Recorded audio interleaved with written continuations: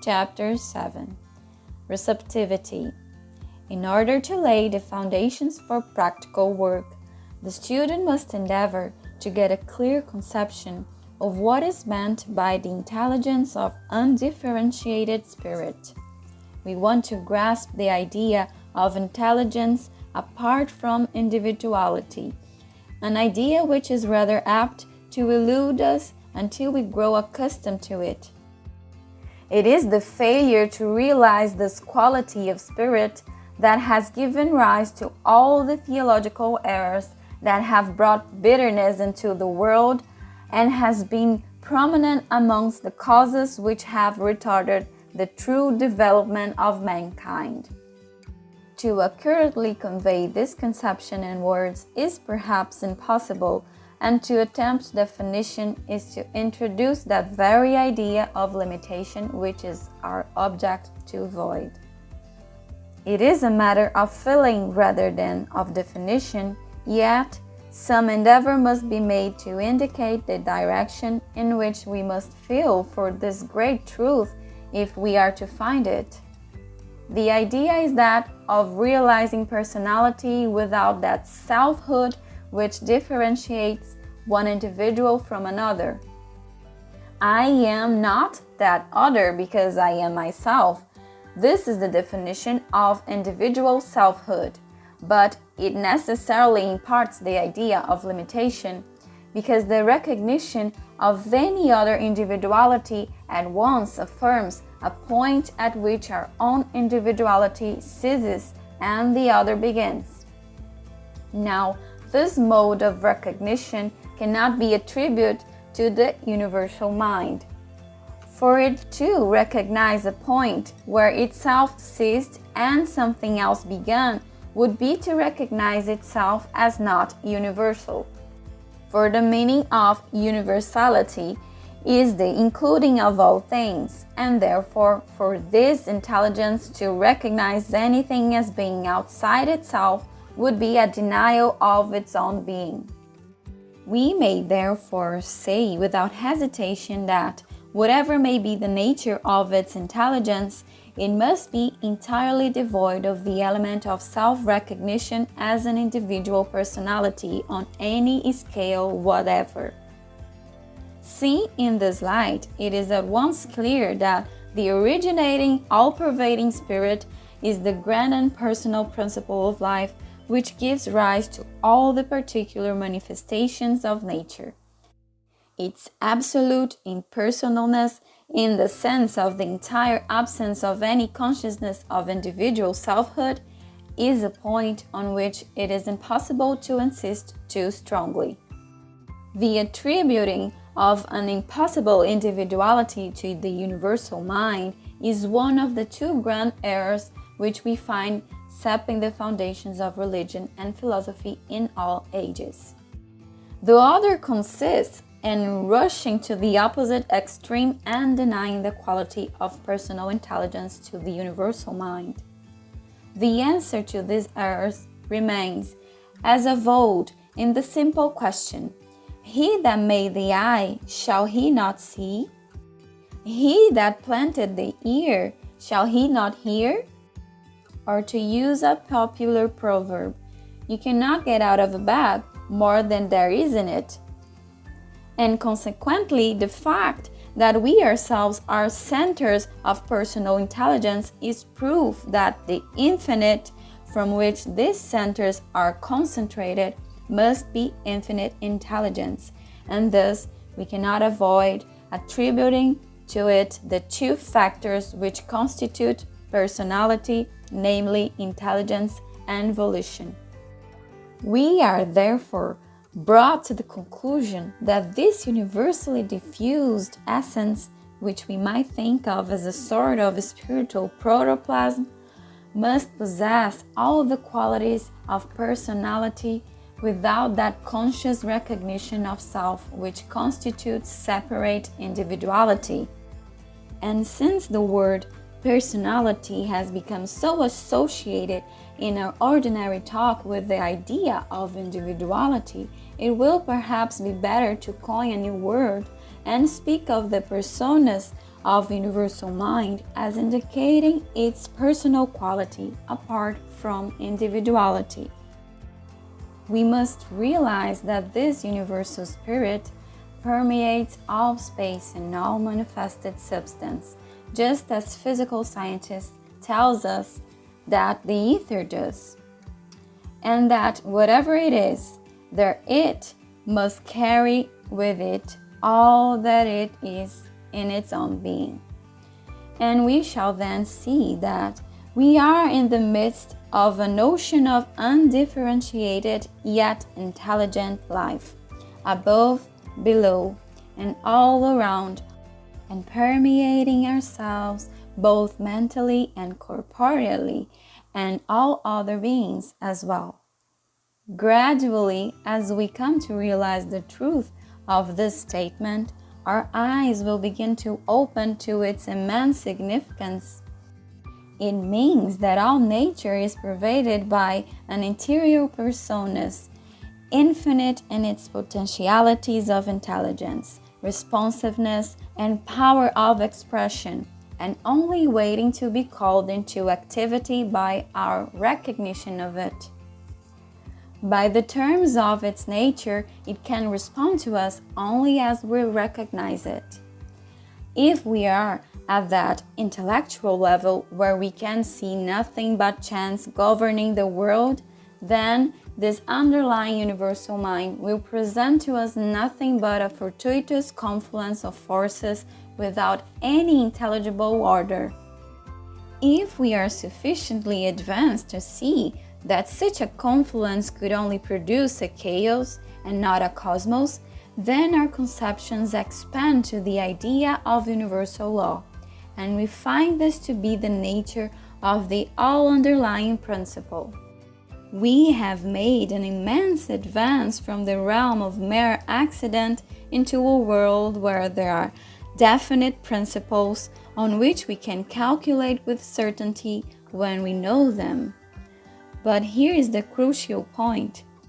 The laws of the universe are there, but we are ignorant of them, and only through experience gained by repeated failures can we get any insight into the laws with which we have to deal.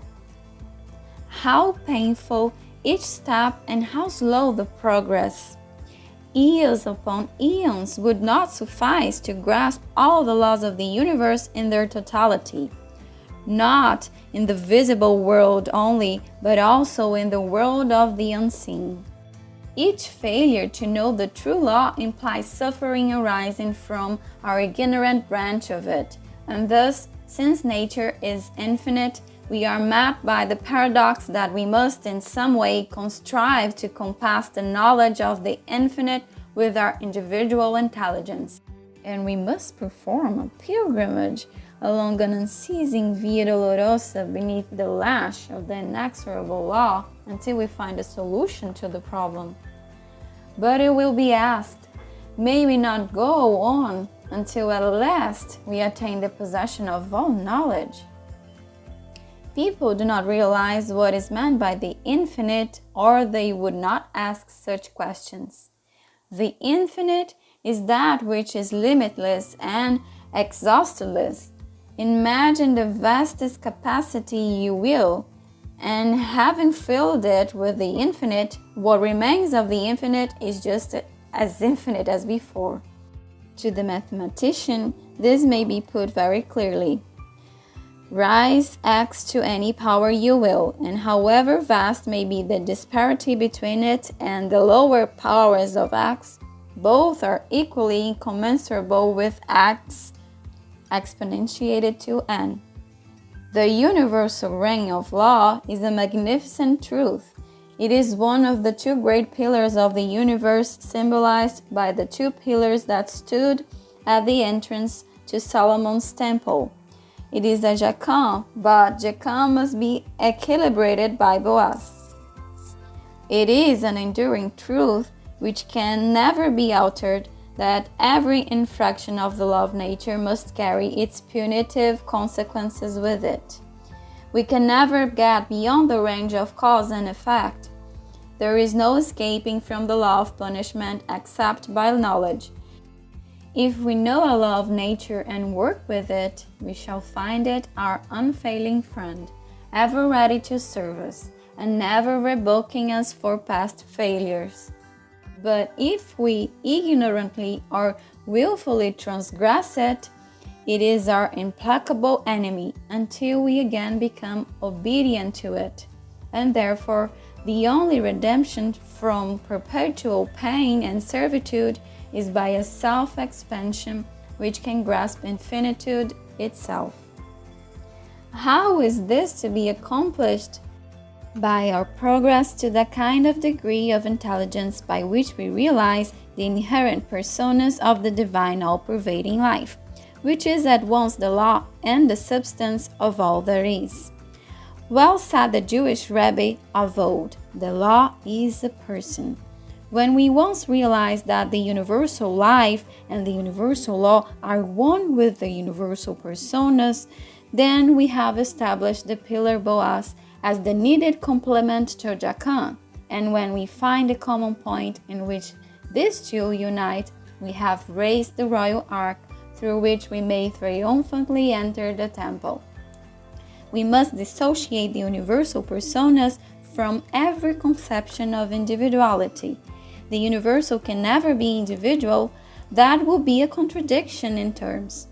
But because the universal personas is the root of all individual personalities, it finds its highest expression in response to those who realize its personal nature. And it is this recognition that solves the seemingly unsolvable paradox. The only way to attain that knowledge of the infinite law, which will change the Via Dolorosa into the path of joy, is to embody in ourselves the principle of knowledge commensurate with the infinitude of that which is to be known. And this is accomplished by realizing that, infinite as the law itself, is a universal intelligence in the midst of which we float as in a living ocean. Intelligence without individual personality, but which, in producing us, concentrates itself into the personal individualities which we are. What should be the relation of such an intelligence towards us? Not one of favoritism, not any more than the law can it respect one person above other, for itself is the root and support for each alike. Not one of refusal to our advances, for without individuality it can have no personal object of its own to conflict with ours.